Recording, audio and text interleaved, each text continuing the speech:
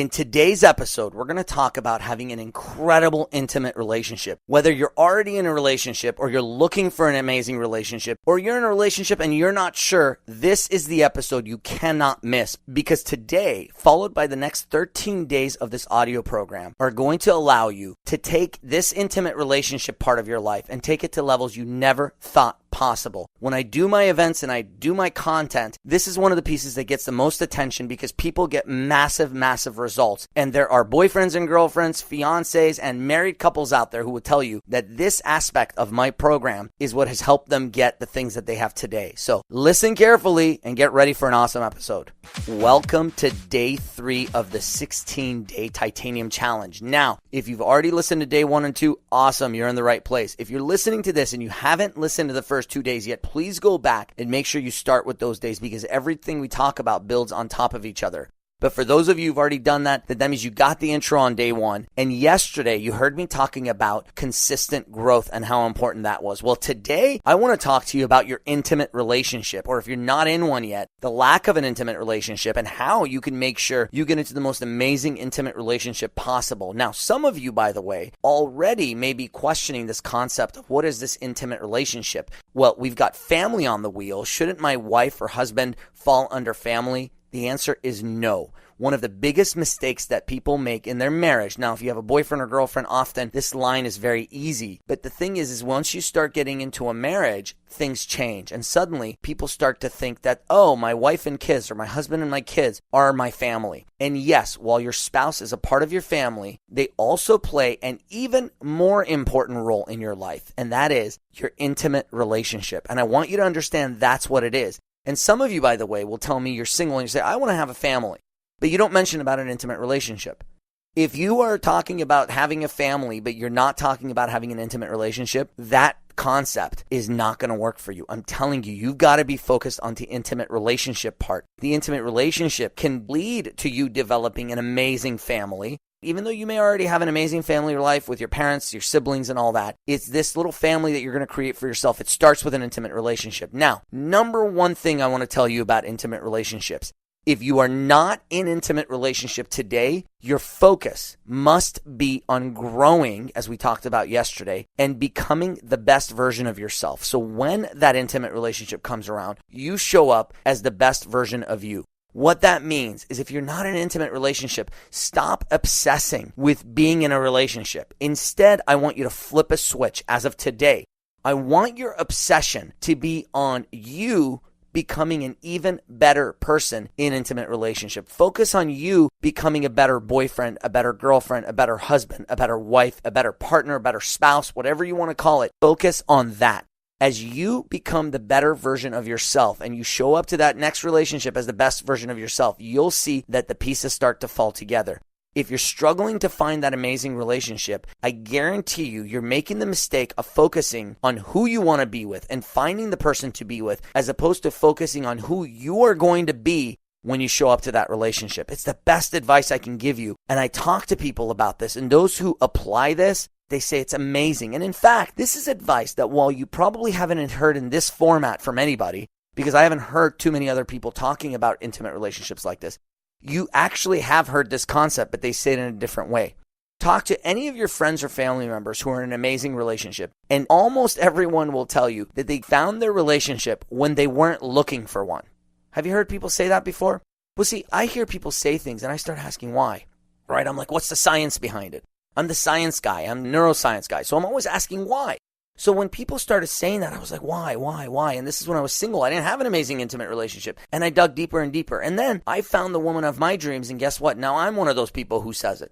You know, you find your relationship when you're least looking for it. And that's exactly true. I wasn't looking for a relationship the day I met my incredible wife, right? I was just going to Starbucks to get a coffee and get some studying done. And boom, there's the intimate relationship, right? Magically appears. Now we've been together for 10 years, an amazing marriage. We have 2 kids, just something that's just out of this world. But it all started when I wasn't looking for a marriage, when I wasn't looking for a girlfriend, when I was not looking for a relationship. So why is that? See, when you dig deep, you find out that the reason most people meet the man or woman of their dreams when they're least looking for it is because in those times they are focused on themselves. They're focused on making themselves better. So they eventually get to a point where they are the best version of themselves. And that's when magically those relationships work. So that's my advice to you, part of my advice to you today, if you're not in an intimate relationship. But the things I'm going to talk about that are for people who aren't in a relationship. If you're not in a relationship yet, take note anyways, because you're going to be in one soon. And when you are, you better make sure you show up ready for these things.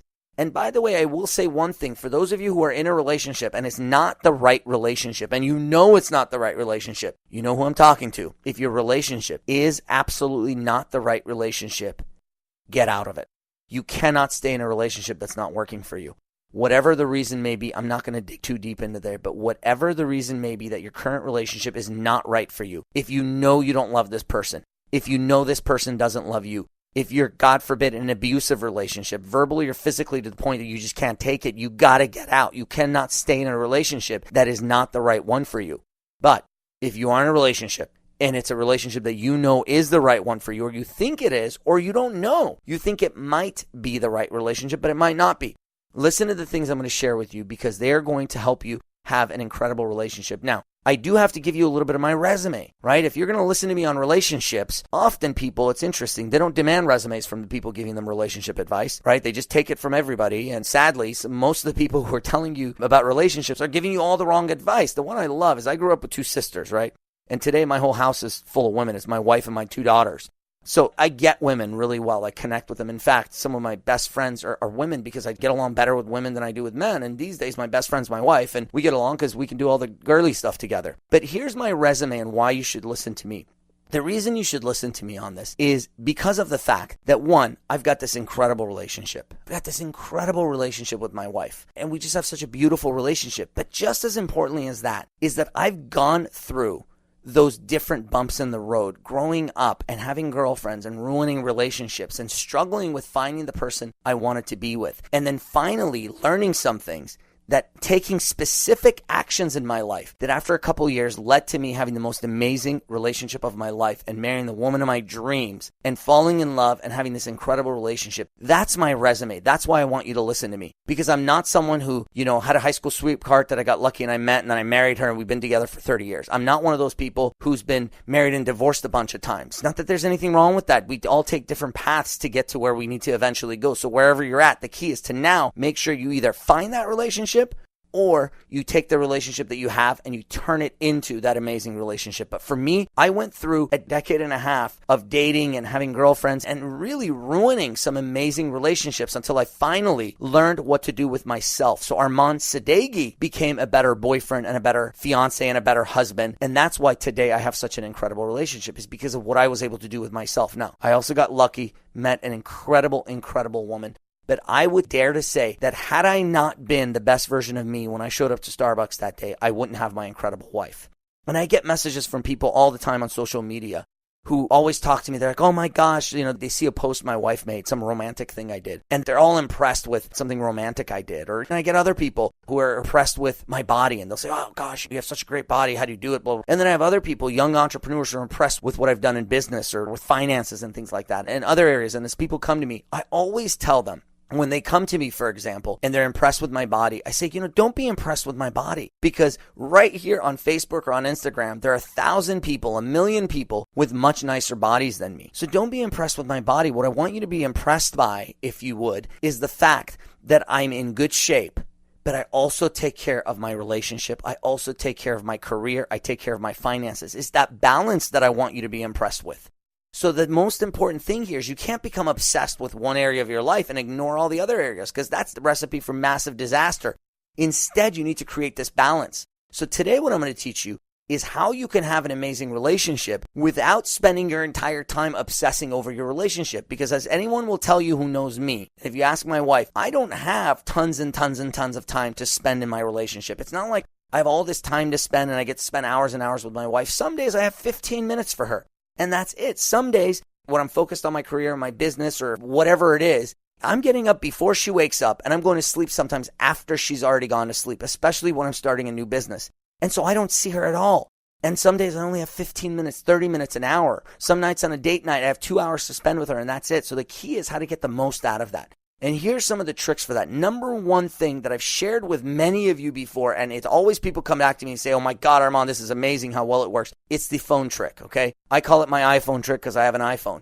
And what I do is when I'm spending time with my wife, and it's one of those times where I really want to make sure she feels like she's important, I take my phone, I put my hand on the power button, and when the little screen comes up that says swipe right to turn off or whatever, I show her the phone, let her see that screen, and I have her watch me swipe, and I say, you know what, honey? The only person in the world I need to talk to right now is right here with me. You'd be amazed at how powerful this one little trick is. And you'd be amazed at how often you get on your phone when you're with your significant other. As I learned the other day, we were at dinner and I did this little trick and I did it at the beginning of dinner. It was incredible. During a 1-hour dinner, subconsciously, I reached for my phone 6 times. It was amazing. I thought of something about work. I went to go text one of my employees. And then I hit the button on my phone and my phone was off. I was like, oh yeah, duh. Of course, we're supposed to be focusing on our wife right now. So I was like, okay, get focused on the wife. And then 5 minutes later, she said something about, I don't know, we were out of something in the house. And I was like, oh, and I grabbed my phone to go order it on Amazon. And I was like, oh yeah, right now is not the time to order, supplies for the house. Be focused on your wife. Then we were talking about something and I love doing research. So I was like, oh, I want to look at the history of that. And I grabbed my phone to go on Google to search for something. I was like, oh, my phone's off. And 3 more times, 6 times during a 1-hour dinner, I reached for my phone even when I knew it was off. So imagine how many times I would have grabbed my phone during an hour dinner if I didn't have the phone off. Maybe it's 15 times. And imagine what that does to that dinner. And imagine what that does to your significant other sitting across the table from you. They feel like they are not important. They feel like they are not the priority. And whether it's conscious or subconscious, they're going to know something is not right. So that's what I want you to learn. It's about being focused on them and understanding that you go into a relationship for the purpose of giving, not getting. So if you're in an intimate relationship, I want you to understand what you've got to do is you've got to go into this thing wanting to give to the other person. If you're there because you want to get something, your relationship's going to fail. And sadly, you're not going to get ultimately what you want. You want to go into this relationship ready to give. And that's why I say if you're not in the ideal relationship, please, instead of searching for a relationship, search for the best version of you. Because once you become the best version of you, you can go into a relationship and you can give. You don't go in the relationship to try to get something. Some people say that of all the lines in movies, there's one that I hate the most, and it's "you complete me." What do you mean? How do you complete me? Was I missing some body parts before you came along? I have the most amazing wife in the world, but let me tell you, she doesn't complete me. I showed up to the relationship complete, and she took the complete me and made my life even better. So amazing that today I can't even imagine what my life would be like without her. But I didn't show up to the relationship broken and in need of something. I showed up to this relationship ready to give. And you know what? You show up to the relationship ready to give, and you find someone else who at a point in their life where they're ready to give, you start giving to each other, and guess what? Both parties get, but they're not there to get. They're there to give. And so if you're in a relationship or you've been struggling lately, some of you listen to me because you've asked me advice about your relationships. You're breaking up constantly with your boyfriend or girlfriend, your fiance, whatever it may be. I want you to understand, if you are in that relationship to get, it's not going to work. You must be there to give. Now, some of you are truly in that relationship to give, and you know who you are, but don't fool yourself. It means you're truly there to give. And the person who you're in a relationship with is not at a point where they're ready to give. You have got to focus on helping them get to that point. And if they can't get to that point, you've got to get out of that relationship. Because if in 30, 60, or 90 days max, they can't get themselves to the point of giving, they're never going to get there, not in this relationship. So you may have to leave a relationship, even though you're in a perfect place in your life where you're ready to give, they may not be. And that's something I want you to understand, because we cannot let this relationship get in the way of the other areas of your life, like finances, like physical fitness, spiritual health, emotional health, your career, contribution, fun, family, excitement, consistent growth. We can't let it get in the way of that stuff. So today, my challenge to you is this. You fall into one of 3 categories. So figure out which of these categories you're in. 1 is you're not in a relationship. Number 2 is you're in a relationship and you don't know if this is the right relationship. And 3 is that you're in a relationship and you think this is the right relationship, or you absolutely know it's the right relationship. So my advice to you and the challenge for today is this. If you are not in a relationship, right, or not in the right relationship that you know you're going to be in, today is your day to focus on making a list of everything that you can do to yourself, for yourself, to grow to be the best version of you by the end of this challenge. So 14 days from today, I want you to be the best version of you as much as you can squeeze in 14 days. So today I want you to make that list if you're not already in a relationship. If you're in a relationship and you're not sure if it's the right relationship, you're not 100% certain, what I want you to do is this. I want you to get focused on making sure that you commit as much time as you think you need, 30 days, 60 days, 90 days, to getting yourself to be the best version of you, and then committing that if doing that doesn't get reciprocated by the other person, then you're going to get out of the relationship. It's do or die, my friends. If you're in that second category where you're not sure, you've got to figure out what the situation is, and you've got to make sure that you commit to a certain period of time and you grow. Try to help the other person grow. Give. And if it doesn't work out, you got to get out. I don't want to see you in a dead-end relationship 91 days from today, because that could be the day you meet the man or woman of your dreams and you can't spend it in the wrong relationship. Group number 3, if you're one of those folks who's where I'm at in life, where you're with the person that you love and this is the person you're going to spend the rest of your life with, then today is the day you're going to focus on making a list of 14 things you can do over the next 14 days, so that each day you take one small step forward to doing whatever it is that you think this person would love, giving to them. It could be as simple as a text message, a call, flowers, a dinner, telling them how much you love them, telling them how beautiful they are, doing something for them they've always wanted to do. You know, if you're married and you have kids, maybe one day you take the kids and let your significant other go do his or her own thing. Whatever it is, I want you to take 14 steps forward, so that by the day after this thing, you've had 14 consistent days of giving to this person. And again, the thing you do could take just 30 seconds, but you got to do one a day. So today you're going to make that list. All right. That's if you're in that relationship. And the fourth group are those people who are in a relationship and you know it's the wrong relationship. Today's your day to get out, or plan your escape so that you can get out in the next couple of days. If you're in a relationship, you know it's not the right one. I don't care if it's a boyfriend or girlfriend, fiance, husband, wife, whatever it is, you've got to get out, and you're going to need to decide to do that now. All right. Whatever group you're in, commit to doing the part you need to do. This is an episode that can absolutely change your life if you allow it. So please make sure you focus on your intimate relationship today. And tomorrow when you join me again, we're going to go into another area of this wheel and we're going to push forward. And for the next 13 days, we're going to keep building on top of this thing. You're only 3 days into this, and I guarantee you already this is having a massive influence on your life. So get out there today, kick butt with your relationship, or kick butt with getting yourself to the best version of you. And remember, one of the things that makes relationships so much fun is surprises and things that the other person doesn't expect. So maybe if you're in a relationship, as soon as you turn this thing off, do a little surprise for the person you love. Go out there and every single day, lead with your heart.